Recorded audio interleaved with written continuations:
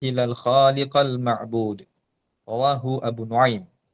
قال الإمام أبو جعفر الطحاوي المولود سنة 227 هجرية والمتوفى سنة 321 هجرية تعالى يعني الله عن الحدود والغايات والأركان والأعضاء والأدوات لا تحويه الجهات الست كسائر المبتدعات. وقال رحمه الله: ومن وصف الله بمعنى من معاني البشر فقد كفر. قال الإمام أحمد الرفاعي رضي الله عنه: صونوا عقائدكم من التمسك بظاهر ما تشابه من الكتاب والسنة فإن ذلك من أصول الكفر. وقال أيضا: غاية المعرفة بالله الإيقان بوجوده تعالى بلا كيف ولا مكان. قال بعض المشايخ: عليك بطول الصمت يا صاحب الحجة لتسلم في الدنيا ويوم القيامة. Nah, kita baca dan kita jelaskan makna yang telah tadi kita bacakan. Bismillahirrahmanirrahim. Alhamdulillahi wassalatu wassalamu ala rasulillahi wa ba'du. Segala puji bagi Allah, salawat dan salam kepada Rasulullah sallallahu alaihi wasallam. Yaqulullahu ta'ala, Allah Subhanahu wa taala berfirman, fa'lam annahu la ilaha illallah wastaghfir li dzambika walil mu'minina wal mu'minat. Ayat ini sudah kita jelaskan bahwa dalam ayat tersebut terdapat isyarat untuk mendahului atau memprioritaskan untuk mempelajari ilmu tauhid sebelum mempelajari ilmu furu'. Imam Asy-Syafi'i mengatakan atqanna dzaka qabla hadza. Kami mempelajari, memahami ilmu tauhid terlebih dahulu sebelum kami menguasai ilmu fikih. Wa yaqulu Rasulullah sallallahu alaihi wasallam, Rasulullah sallallahu alaihi wasallam bersabda, afdhalul a'mali imanun billahi wa rasulih, rawahul Bukhari. Perbuatan yang paling mulia secara mutlak adalah beriman kepada Allah Subhanahu wa taala dan rasulnya. Inilah yang dimaksud dengan firman Allah Subhanahu wa taala, qul athi'ullaha war rasula. Qul, katakanlah wahai Muhammad, athi'ullaha war rasula. Taatlah kalian kepada Allah dan Rasulnya. Yang dimaksud athi'ullah war rasula, yang dimaksud dengan ta'ah dalam ayat ini adalah al-imanu bihima, beriman kepada Allah dan beriman kepada Rasulullah sallallahu alaihi wasallam. Karena ketaatan yang paling tinggi kedudukannya adalah beriman kepada Allah Subhanahu wa taala, sebab iman ini merupakan syarat mutlak diterimanya seluruh amal ibadah yang dilakukan. Jadi, qul athi'ullaha war rasula fa in tawallaw fa innallaha la yuhibbul kafirin. Ai al-imanu billahi war rasul, beriman kepada Allah dan beriman kepada Rasulullah. Beriman kepada Allah adalah dengan cara mempelajari apa yang wajib bagi Allah, mustahil dan jaiz bagi Allah Subhanahu wa taala, dan beriman kepada Rasulullah sallallahu alaihi wasallam di antaranya adalah meyakini bahwa Rasulullah itu adalah Abdullah, hamba Allah, kemudian namanya Muhammad, putra Abdullah, putra Abdul Muttalib, putra Abdi Manaf Al-Qurashi. Kemudian mempercayai apa yang disampaikan oleh Rasulullah sallallahu alaihi wasallam baik terkait dengan perkara yang telah lalu, terjadi dan masa yang akan datang. Itu di antara bentuk beriman kepada Rasulullah sallallahu alaihi wasallam yang insyaallah pembahasan ini mungkin akan dibahas dalam beberapa kitab lainnya, di antaranya kitab Al-Qaulul Jali terkait dengan iman kepada Allah dan iman kepada Rasul sallallahu alaihi wasallam. Kemudian setelah beriman kepada Allah dan Rasulnya, perbuatan yang mutlak, perbuatan yang paling utama yaitu adalah as-salah. Afdhalul a'mali as-salah. Perbuatan yang paling afdal setelah beriman kepada Allah dan Rasulnya adalah salat. Ya, sesuai dengan tingkatan dalam a'zamu umuril Islam, yaitu mengucapkan dua kalimat syahadat, salat dan seterusnya. Ayat hadis ini diriwayatkan oleh Imam Al-Bukhari. Fahadhil ayatul karimatu wa hadzal hadits syarif yadullani ala anna afdalal a'mali ala al-itlaqi al-imanu billahi wa rasulih. Fahadhil ayatul karimah, ayat ini, ayat fa'lam annahu la ilaha illallah wastaghfir li dhanbika walil mu'minina wal mu'minat. Wa hadzal hadits asy-syarif, hadis yang mulia, yaitu afdhalul a'mali imanum billahi wa rasulih. Yadullani, menunjukkan, keduanya menunjukkan, yaitu ayat dan hadis ini menunjukkan ala anna afdhalal a'mal, bahwa sesungguhnya perbuatan yang paling afdal, alal itlaqi, secara mutlak, ya, secara mutlak, al-imanu billahi wa rasulihi, adalah beriman kepada Allah dan Rasulnya. Dan ini tidak bisa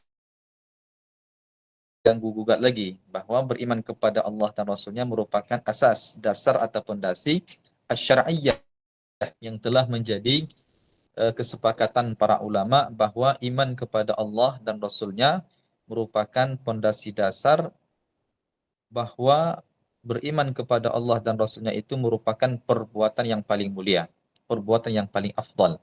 Sebab apabila orang tersebut tidak beriman kepada Allah dan Rasulnya, atau beriman kepada Allah tidak beriman kepada Rasul, atau sebaliknya hanya beriman kepada Rasul namun tidak beriman kepada Allah, maka apapun yang dilakukan oleh orang tersebut dari semua ketaatan itu tidak akan diterima oleh Allah Subhanahu wa taala. Maka kalau orang tersebut ingin ibadahnya, ketaatannya, kebaikannya diterima dan diberikan pahala, maka syaratnya iman kepada Allah dan Rasulnya. Makanya di dalam Al-Quran itu disebutkan, وَمَنْ يَعْمَلْ مِنَ الصَّالِحَاتِ مِنْ ذَكَرٍ أَوْ أُنْثَى وَهُوَ مُؤْمِنٌ فَأُولَٰئِكَ يَدْخُلُونَ الْجَنَّةَ وَلَا يُظْلَمُونَ نَقِيرًا.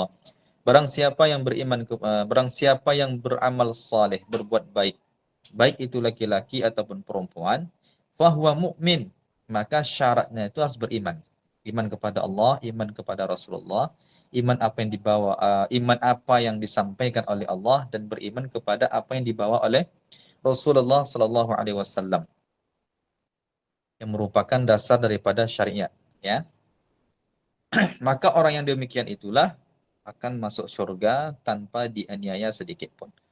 Ini nggak bisa ditawar-tawar lagi, tidak bisa diganggu gugat, tidak bisa diperbincangkan atau tidak bisa diperdebatkan, karena ini sudah mutlak bahwa iman kepada Allah dan Rasulnya merupakan perbuatan yang paling mulia.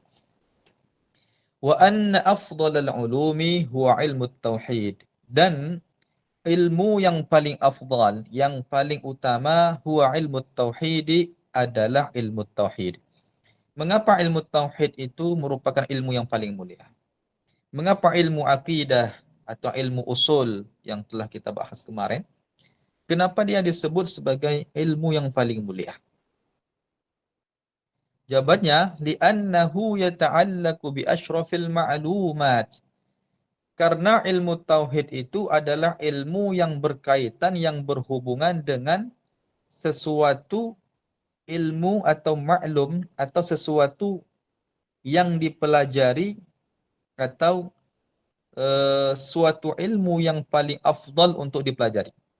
Kenapa? Karena di dalam ilmu tersebut terdapat informasi-informasi atau yang berkaitan dengan sesuatu yang mulia. Di dalam ilmu tauhid itu dibahas tentang mengenal Allah. Nah, karena ilmu tauhid ini membahas tentang mengenal Allah, mengenal Rasulullah, dan mempelajari demikian itu adalah hal yang paling wajib, paling mutlak, paling utama, paling afdal, maka ilmu tauhid ini dianggap atau dijadikan sebagai ilmu yang paling mulia dibandingkan dengan ilmu-ilmu yang lainnya. Ya, karena hal yang dipelajari dalam ilmu tauhid itu adalah sesuatu yang mulia. Mempelajari tentang Allah itu mulia, mengenal Allah itu mulia, mengenal Rasulullah itu mulia. Bahkan tanpa mengenal Allah, tanpa mengenal Rasulullah, amal ibadah tersebut tidak akan diterima. Makanya dalam kaidah itu disebutkan syaraful ilmi bi syarafil ma'lum. Ilmu itu menjadi mulia tergantung, ya, tergantung kemuliaan yang dibahas dalam ilmu tersebut. Karena yang dibahas dalam ilmu akidah adalah berkaitan dengan Allah, berkaitan dengan Rasulullah, maka ilmu tauhid secara mutlak menjadikan ia dengan posisi teratas atau hal yang paling diprioritaskan untuk dipelajari. Ya. Kenapa demikian? Allati hiya ma'rifatur Rasulillah sallallahu alaihi wasallam, karena ilmu tauhid itu adalah ilmu yang mengajarkan bagaimana mengenal Allah dan Rasulnya sallallahu alaihi wasallam. Qala al-Imam Abdul Hasan al-Asy'ari, Imam Ahli Sunnah wal Jamaah radhiyallahu anhum. Imam Abdul Hasan al-Asy'ari, Imam Ahli Sunnah wal Jamaah, beliau mengatakan apa? Awwalu ma yajibu 'alal 'abdi al-'ilmu billahi wa rasulihi sallallahu alaihi wasallam wa dinihi. Ya. Hal yang paling wajib atas seorang hamba itu, apa yang paling wajib? Kata Imam Abdul Hasan, hal yang paling wajib, hal yang paling utama, hal yang paling yang diprioritaskan oleh seorang hamba itu apa? Al-ilmu, mengetahui billah atau mengenal Allah, mengetahui tentang Allah, wa rasulihi dan rasulnya, wa dinihi dan agamanya. Ini yang paling mulia. Ya, karena tidak sah ibadah seorang hamba itu tanpa mengenal Allah Subhanahu wa taala yang sebagaimana diungkapkan oleh Imam Al-Ghazali. Artinya apa? Ayat yang tadi kita baca, fa'alam annahu la ilaha illallah wastaghfir li dzambika walil mu'minin wal mu'minat. Kemudian afdhalul a'mali imanun billahi wa rasulih, dalam hadis tersebut, ayat ini menjelaskan bahwa artinya untuk mengenal Allah Subhanahu wa taala itu merupakan suatu kewajiban yang tidak boleh untuk ditawar. Artinya tidak cukup bagi seseorang tersebut hanya menyatakan beriman kepada Allah tapi tidak mengenal sifat-sifat Allah. Itu tidak cukup. Lebih pendekatan pahamnya itu kalau meskipun dia terlahir dari seorang atau orang tua yang muslim, ayahnya muslim, maknya muslim, dia terlahir. Kemudian dia dinyatakan muslim. Namun dia tidak belajar bagaimana cara mengenal Allah, apa yang wajib bagi Allah. Dia tidak mengenal Allah Subhanahu wa taala. Dia salat tapi dia tidak tahu siapa yang dia sembah misalkan. Yang tahu dianya Allah, tapi dia tidak mengetahui betul tentang apa yang wajib bagi Allah. Nah, hal yang demikian itu dikhawatirkan bahwa ketika dia ibadah bukan menyembah Allah Subhanahu wa taala melainkan menyembah sesuatu yang dia bayangkan, sesuatu yang dia anggap berada di atas arasy, sesuatu yang dia anggap berada di atas langit, atau sesuatu yang bisa dia gambarkan. Nah, ini jelas bertentangan dengan hakikat daripada iman yang sesungguhnya. Ya, karena iman itu adalah ketika ditanya, ya, atau at-tauhid ketika ditanya kepada Imam Al-Junaid Al-Baghdadi itu apa? Ifradul qadim minal muhdath. Ifradul qadim minal muhdath. Atau menafikan Allah Subhanahu wa taala dari menyerupai makhluknya. Itulah daripada tauhid.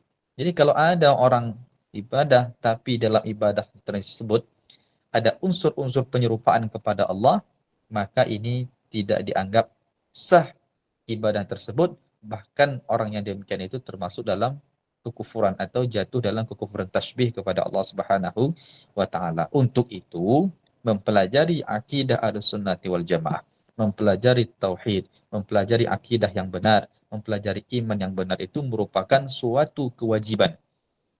Itu sudah ditegaskan oleh Abdul Hasan Al-Asy'ari. Awwalu ma yajibu 'alal 'abdi al-ilmu billahi wa rasulihi wa dinihi. Ya. Jadi siapapun itu, apapun profesinya, apapun jabatannya, dia wajib belajar tentang bagaimana mengenal Allah Subhanahu wa taala. Kemudian orang yang belajar ilmu ini dia mulia. Orang yang mengajarkan ilmu ini juga dia mulia. Dan ini merupakan ilmu yang paling afdal untuk dipelajari dan diajarkan, yaitu ilmu akidah Ahlussunnati wal Jamaah. Kemudian qala Allah Ta'ala, Allah qala mu'allif rahimahullah, qala Allah Ta'ala, laisa kamitslihi syai'. Allah tidak menyerupai sesuatu pun daripada makhluknya. Ya, laisa itu kan adatun nafi, menafikan. Ka itu mithli itu sama. Ka seperti, mithli seperti. Jadi ketika ada dua kata yang maknanya sama, itu maknanya adalah jadi maknanya itu adalah litaukid ya, menguatkan bahwa Allah Subhanahu wa taala itu tidak menyerupai sesuatu apapun. Ya. Laisa kamitslihi syai'. Syai' itu isim nakirah. Nakirah itu artinya tufidul umum wa syumul, menunjukkan makna universal atau menunjukkan makna umum bahwa segala sesuatu itu ya, itu tidak serupa dengan Allah. Makanya Allah itu disebut asy-syai' la kal asya. Allah itu syai' la kal asya, tapi bukan seperti yang ada. Allah ada tapi bukan seperti yang ada. Itu makna daripada ayat laisa kamitslihi syai'. Pahamnya, Allah tidak serupa dengan makhluknya, baik dari satu segi maupun semua segi. Tidak ada yang menyerupai Allah Subhanahu wa taala, baik itu dari segi zat, sifat dan perbuatan. Ya, menafikan Allah Subhanahu wa taala dari menyerupai makhluknya. Itu surah Syura ayat 11. Asyarhu penjelasannya adalah hadhil ayatu asrahu ayatin fi kitabillahi ta'ala fi tanzihillahi ta'ala tanzihal kulliyya an musyabahatil makhluqin. Hadhil ayah, ayat ini yaitu ayat laisa kamitslihi syai', asrahu ayatin, merupakan ayat yang paling jelas, ya. Ayat yang paling jelas, yang paling wadih, yang paling sharih fi kitabillah, di dalam Al-Qur'an, fi tanzihillahi, tentang pensucian Allah atau tentang mensucikan Allah, at-tanzihal kulliyah, pensucian secara umum atau secara menyeluruh, ya, an musyabahatil makhlukin, dari menyerupai makhluknya. Jadi ayat laisa kamitslihi syai' itu merupakan ayat yang paling jelas di dalam Al-Qur'an. Bahkan ayat ini menjadi ayat rujukan dari segala ayat mutasyabihat. Ayat-ayat yang terdapat di dalam mutasyabih, di dalam Al-Qur'an, ayat-ayat mutasyabihat yang terdapat di dalam Al-Qur'an itu dikembalikan kepada ayat laisa kamitslihi syai'. Kenapa? Karena ayat laisa kamitslihi syai' ini merupakan ayat yang paling jelas di dalam Al-Qur'an tentang mensucikan Allah Subhanahu wa taala dari menyerupai makhluknya. Maka ketika di dalam Al-Qur'an terdapat ayat muhkamat yang secara tekstualnya menjelaskan, mengatakan bahwa Allah di atas, maka dikembalikan kepada ayat laisa kamitslihi syai'. Artinya berarti Allah bukan di atas. Kalau ada terdapat ayat mengatakan Allah di mana-mana, dikembalikan kepada ayat laisa kamitslihi syai'. Nah, itu maksudnya. Makanya disebutkan ayat ini merupakan ayat yang paling sharih, yang paling jelas, yang paling kuat, yang paling rajih, yang paling jelas di dalam Al-Qur'an tentang mensucikan Allah Subhanahu wa taala dengan pensucian secara universal, secara menyeluruh. Makanya tadi disebutkan Allah tidak sama dengan makhluknya, baik dari satu segi maupun semua segi. Maksud dari satu segi itu jika seandainya ada dua orang, yang dari satu sisi dia mirip, kembar misalkan. Ya, si A sama si B ini mirip dari satu sisi. Atau dari semua sisi. Dari ujung rambut sampai ujung kaki, si A si B ini mirip semuanya, tidak ada bedanya. Ya, jika seandainya itu terjadi kepada makhluk, maka Allah kepada makhluk tidak seperti itu. Artinya apa? Tidak ada dari satu sisi, apatah lagi semua sisi, kalau Allah itu menyerupai dengan makhluknya. Itu dimaksud dengan pensucian secara menyeluruh. Artinya tidak ada makhluk itu sama dengan Allah. Kalaupun ada makhluk itu sama dengan Allah, itu dari segi lafaz. Ya, kalau seandainya ada sifat Allah itu sama dengan sifat makhluk, itu dari segi lafaz, bukan dari segi makna. Seperti sifat Allah mendengar, makhluk mendengar. Ya, sifat Allah mendengar, makhluk mendengar, tetapi lafaznya sama, namun makna atau mendengarnya Allah dengan mendengarnya makhluk itu jauh sekali berbeda. Nah, jadi tidak ada sesuatu yang serupa dengan Allah sehingga Allah Subhanahu wa taala itu tidak bisa dibayangkan, tidak bisa digambarkan, tidak bisa terlukiskan. Kenapa demikian? Karena Allah Subhanahu wa taala yang menciptakan segala sesuatu, tentu dia tidak sama dengan yang diciptakannya. Fama awsa'a ma'naha, ya, untuk memahami makna yang lebih luas, ya, fama awsa'a ma'naha fayukhadhu minha, maka dipahami dari ayat tersebut. Jadi untuk memahami makna yang lebih luas terkait dengan ayat tersebut, ayat laisa kamitslihi syai', fayukhadhu minha, maka difahami dari ayat tersebut annallaha munazzahun 'anil hajmi, bahwasanya Allah Subhanahu wa taala itu munazzahun, maha suci, 'anil hajmi, dari ukuran, wa an ayyakuna mutahayyizan fi jihatin minal jihad au fi kullil jihad. Allah Subhanahu wa taala maha suci dari ukuran, maha suci dari bertempat atau mengambil tempat, baik pada satu arah dari semua arah atau bertempat pada semua arah penjuru. Maksudnya apa? Maksudnya adalah bahwasanya Allah Subhanahu wa taala itu, ya, tidak serupa dengan makhluknya, maha suci. Baik dari segi ukuran, baik dari segi bentuk, ya, baik dari segi sifat, tak ada yang sama dengan Allah Subhanahu wa taala. Kenapa Allah Subhanahu wa taala dikatakan munazzahun 'anil hajmi, maha suci dari berukuran? Karena Allah yang menciptakan ukuran kepada benda. Tidak ada satu benda pun yang tidak punya ukuran. Ya, tidak ada satu benda yang tidak punya ukuran. Semua makhluk yang Allah ciptakan itu punya ukuran. Nah, dengan ini dapat dipahami karena Allah yang menciptakan semua makhluk punya ukuran, berarti Allah Subhanahu wa taala tidak memiliki ukuran.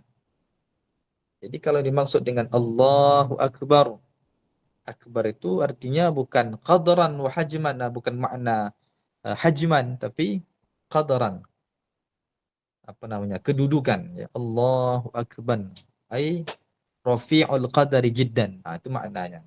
Akbar, Allah Maha Besar, artinya kedudukan Allah sangat tinggi sekali, kemahakuasaan Allah sangat besar sekali. Bukan Allahu Akbar, Allah itu Maha Besar, bentuknya besar, bukan.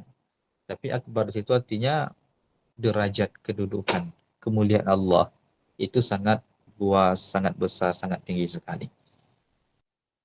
Wa an ayyakuna mutahayyizan, dan Allah Subhanahu wa taala juga maha suci dari mengambil tempat atau bertempat, fi jihatin minal jihad, baik di salah satu arah ataupun semua arah. Ada berapa arah tersebut? Ada 6. Atas, bawah, depan, belakang, kiri, kanan. Itu disebut dengan arah. 6 arah penjuru. Maka Allah Subhanahu wa taala tidak berada pada salah satu arah maupun semua arah. Itu menunjukkan bahwa Allah tidak di atas, tidak di bawah, tidak di depan, tidak di belakang, tidak di kanan, tidak di kiri-kiri, tidak di kiri. Maka Allah tidak boleh dikatakan ada di mana-mana. Ya. Tidak boleh Allah itu dikatakan ada di mana-mana, enggak boleh. Tidak boleh Allah dikatakan berada di atas, enggak boleh. Tidak boleh Allah Subhanahu wa taala dikatakan berada di dalam diri kita, enggak boleh. Makanya lagu yang orang terkadang baca lantunkan, seperti lagu yang sering mereka nyanyikan, mereka apa? Apa nama? Ya, ma fi qalbi illallah, itu kata mereka. Ma fi qalbi illallah. Tidak ada di dalam hatiku ini kecuali Allah. Kan ada lagu seperti itu. La ilaha illallah ma fi qalbi ghairullah. Tidak ada di dalam hatiku kecuali Allah. Ada lagu seperti itu yang sering kadang orang lantunkan, bacakan, tapi tanpa mengetahui makna. Nah, kita yang mengetahui hal demikian nggak boleh ya. Kecuali orang yang mengetahui makna demikian dengan maksud ma fi qalbi ghairullah ai ma fi qalbi illa dzikrullah. Tidak ada di dalam hatiku tempat kecuali berzikir kepada Allah, kecuali mengingat Allah, artinya dia mengingat Allah dengan hatinya, berzikir kepada Allah dengan hatinya. Nah, seperti itu tidak ada masalah. Cuma kalau ada orang mengatakan di dalam diri kita itu ada tempat bagi Allah, itu yang tidak boleh. Itu namanya akidah wujud. Wahdatul wujud itu meyakini bahwa Allah itu menyatu dengan dirinya. Kalau wahdatul hulul itu dia meyakini Allah itu menempati segala tempat. Jadi tidak boleh Allah dikatakan di langit, tidak boleh dikatakan Allah di bumi, tidak boleh Allah dikatakan di arash, tidak boleh Allah dikatakan di dalam diri kita, tidak boleh Allah dikatakan dekat secara fisik dengan kita, nggak boleh. Kalau dikatakan Allah itu dekat dengan kita itu secara maknawi. Yang dekat itu adalah rahmah, rahmat Allah yang dekat. Nah, ini menunjukkan bahwasanya sangat penting bagi kita untuk memahami dasar-dasar akidah agar tidak salah dalam memahami keberadaan Allah Subhanahu wa taala. Fahuwa ta'ala munazzahun an ayyakuna fawqal arash. Maka Allah Subhanahu wa taala itu maha suci dari bertempat di atas arash. Au tahtal arash, atau bertempat di bawah arash. Au an yaminil arash, au an yasaril arash. Atau berada di sebelah kanan arash maupun berada di sebelah kiri arash. Wa huwa ta'ala munazzahun an sifatil hajmi, dan Allah Subhanahu wa taala maha suci dari sifat-sifat al-hajm, ya, sifat-sifat al-hajmi, sifat-sifat al-hajm, benda. Kal harakati, seperti bergerak, was sukun, diam, wat taghayyur, berubah-ubah, wat tahawul min halin ila hal. Ya, wat tahawul itu bisa diartikan berubah-ubah atau berpindah-pindah dari satu keadaan ke keadaan yang lain. Wa nahwi dzalika, dan lain-lain. Jadi ayat ini diantara juga menjelaskan bahwa Allah itu bukan di atas arash, bukan di bawah, bukan di depan, bukan di belakang, bukan di sisi kanan, bukan di sisi kiri. Kemudian sifat Allah Subhanahu wa taala bukan seperti sifat benda, di mana sifat benda itu ada yang gerak, ada yang diam, ada yang diam selamanya. Ya seperti langit kan, langit itu diam selamanya. Ada kadang diam, kadang bergerak seperti manusia. Kadang bergerak terus. Ada makhluk Allah itu bergerak ada. Itu ada namanya bintang ya. Najmul Qiblah, bintang untuk menentukan arah kiblat. Itu dia sifatnya itu bergerak terus, tapi gerakannya itu lambat sekali. Tapi dia sejak diciptakan hingga saat ini dia bergerak terus. Itu makhluk Allah Subhanahu wa taala. Kemudian sifat makhluk Allah itu apa? Berubah. Wa taghayyur, bahkan berubah-ubah ini merupakan sifat dasar bagi makhluk. Sifat yang harus ada pada makhluk, sifat yang tidak mungkin tidak ada pada makhluk. Itulah berubah. Makanya disebutkan at-taghayyuru akbaru alamatil huduts. At-taghayyur, berubah-ubah itu merupakan tanda yang paling besar menunjukkan kebaharuan sesuatu tersebut. Akbaru alamatil huduts, menunjukkan tanda yang paling besar, sesuatu, tanda yang paling besar yang menunjukkan kebaharuan sesuatu tersebut. Itu berubah-ubah. Nah, berubah-ubah itu tentu ada yang merubahnya.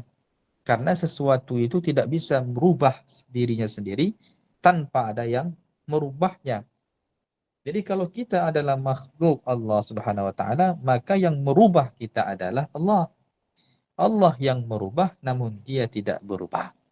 Allahu yughayyir wa la yataghayyar. Allah itu merubah tetapi dia tidak pernah berubah. Kemudian wa tahawulu min halin ila halin. Tahu Allah Subhanahu wa taala maha suci dari berpindah-pindah dari satu keadaan kepada keadaan lain atau dari satu tempat ke tempat yang lain. Itu mustahil bagi Allah Subhanahu wa taala karena hal yang demikian itu adalah layak bagi makhluk namun tidak layak bagi Allah Subhanahu wa taala.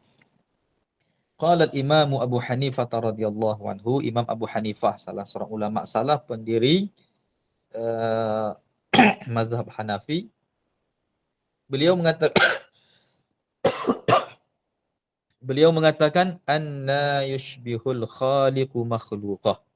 Anna mustahil al-khaliq Allah menyerupai makhluknya. Ai yastahilu an yushbihal khaliqu makhluqahu.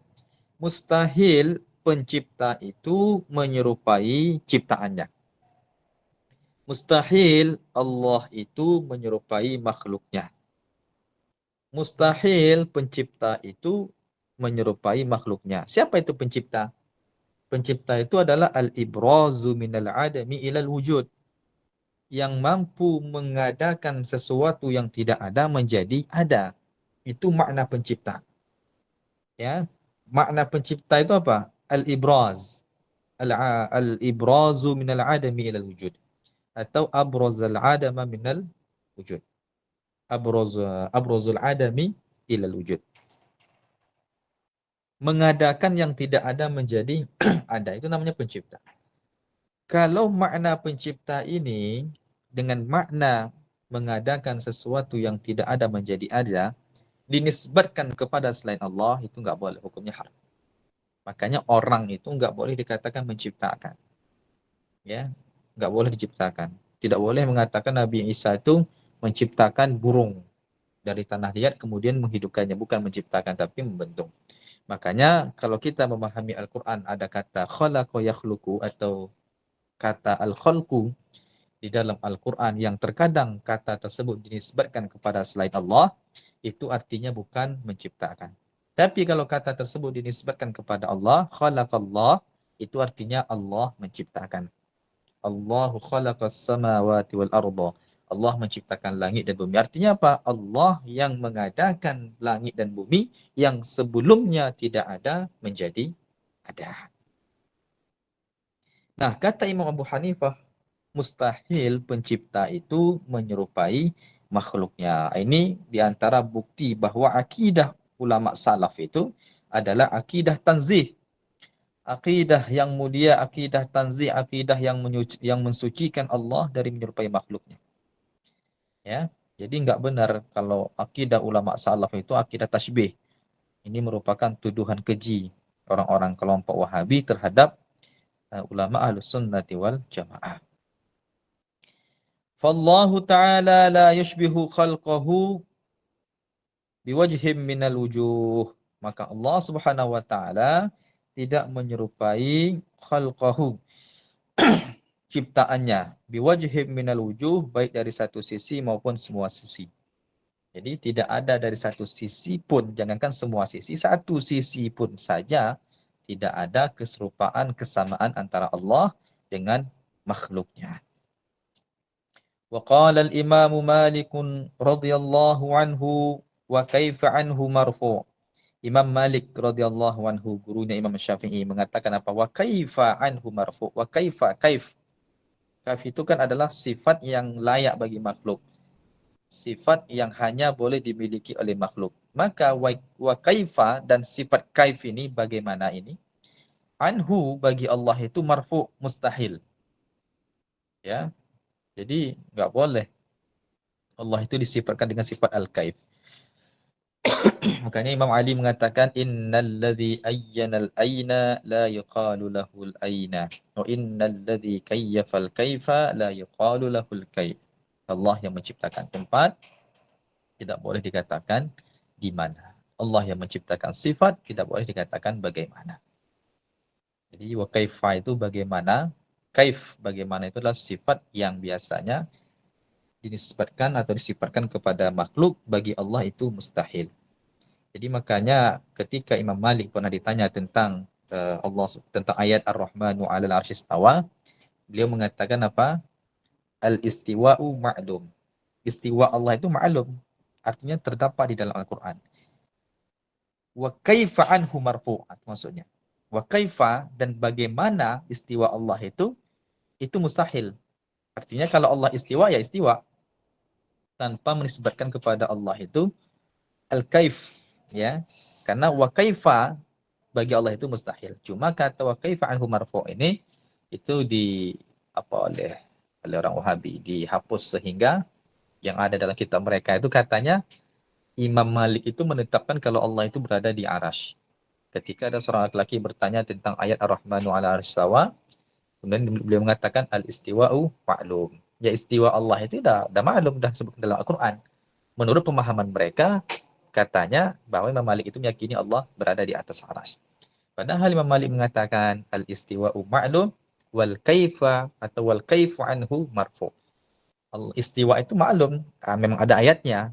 Nah, ini salah satu metode ulama salaf dalam mentakwil ayat mutasyabihat secara ijmali. Ya, istiwanya maklum, memang ada ayatnya Ar-Rahmanu 'alal 'arsy istawa. Tapi wal kaif bagaimana Allah beristiwa itu mustahil. Kenapa? Karena kata kaif itu adalah kata atau sifat yang hanya boleh ditanyakan kepada makhluk. Wa ma'nahu rawa dzalika anhu al-Hafidz al-Baihaqi bi isnadin jayyidin. Wa ma'nahu maknanya adalah yastahilu 'ala Allahil kaifu bil marrah. Mustahil bagi Allah sifat al-kaif itu bil marrah secara mutlak atau sama sekali sifat al-kaif itu tidak layak bagi Allah. Artinya mustahil bagi Allah Subhanahu wa taala. Wal kaif huwa kullu ma kana min sifatil makhluk. Wal kaif itu adalah segala sesuatu yang berkaitan dari sifat-sifat makhluk. Kal julus, duduk, wal istiqrar, menetap, wal muhadah. Wal muhadah ini mengambil tempat, wa nahwi dzalik dan lain-lain. Jadi duduk itu kaif, menetap kaif, kemudian mengambil tempat itu kaif. Jadi kalau seandainya Allah Subhanahu wa taala dikatakan duduk, tentu ada pertanyaan, bagaimana duduknya? Kan gitu. Artinya pertanyaan kaif yang berkaitan dengan makhluk ini tidak boleh disifatkan kepada Allah Subhanahu wa taala. Ya, ilahuna ya, akan kita lanjutkan pada pertemuan berikutnya tentang al-mahdudu inda ulama. Apa itu mahdud menurut ulama tauhid? Insyaallah akan kita bahas pada pertemuan berikutnya. Demikian kita tutup dengan tahlil 3 kali, doa dan selawat. La ilaha illallah, la ilaha illallah, la ilaha illallah. Allahumma salli ala sayyidina Muhammad wa ala alihi wa sahbihi wasallim. Rabbi ighfirli wa liwalidayya wa lil mu'minin wal mu'minat. Barakallahu fikum wa alaikum wal afa minkum. Wassalamualaikum warahmatullahi wabarakatuh.